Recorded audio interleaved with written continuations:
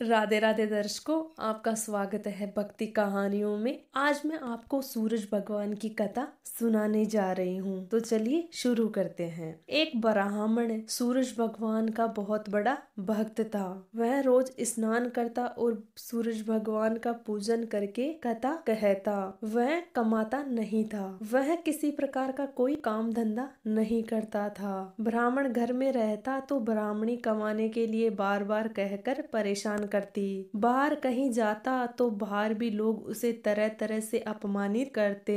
एक दिन वह नहा धोकर अपनी पूजन सामग्री लेकर वह जंगल में चला गया। वहाँ एक सूखे पीपल के नीचे बैठकर पूजा करने लगा तथा सूरज भगवान की कथा कहने लगा।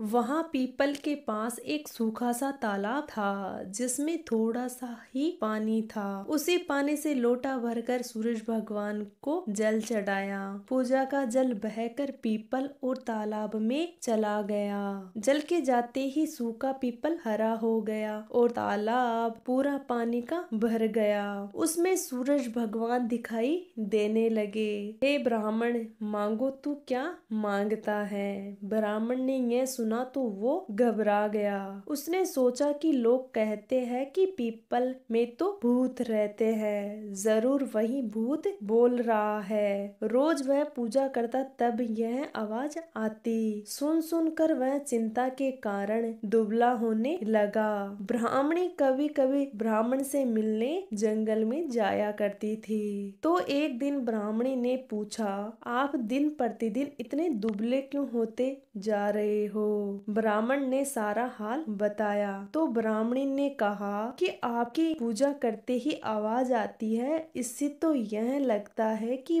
वह सूरज भगवान है। इस बार जब आवाज आवे तो सब कुछ मांग लेना। ब्राह्मण ने कहा, कैसे मांगू, ज्यादा कुछ कहना होगा तो मैं भूल ही जाऊंगा। कोई ऐसी तरकीब बताओ जो थोड़े से शब्दों में ज्यादा सा मांग लूं। ब्राह्मणी ने कहा कि आप इस प्रकार कहना, 9 खंडे महल के अंदर सोने के पालने में पड़पोतियों को दास दासियों द्वारा खिलाते हुए मेरी आंखों से देखूं। इस प्रकार लंबी उम्र तथा आंखें तथा बेटे पोते पड़पोते और धन सब कुछ मिल जाएगा।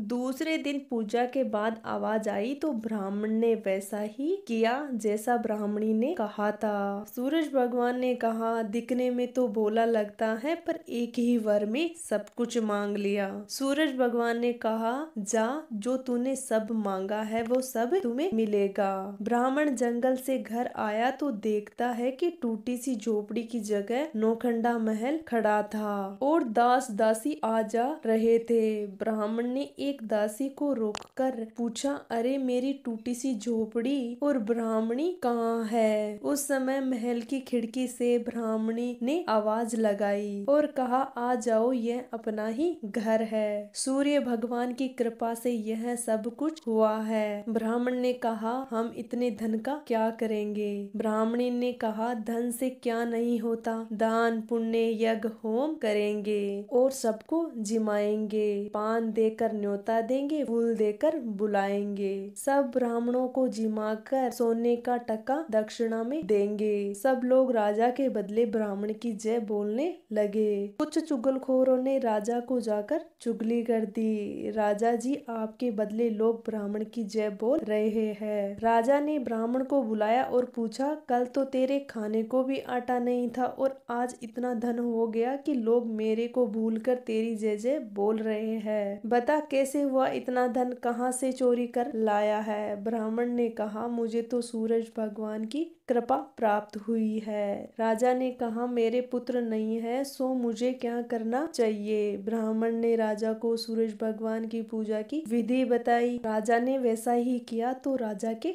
पुत्र हो गया। सब लोग सूर्य भगवान की जय जयकार बोलने लगे। हे सूर्य भगवान, जैसे ब्राह्मण और राजा की मनसा पूरी करी है वैसे सबकी करना। कहानी कहने वाले और हुंकारा देने वाले सबकी मनसा पूरी करना। कथा समाप्त।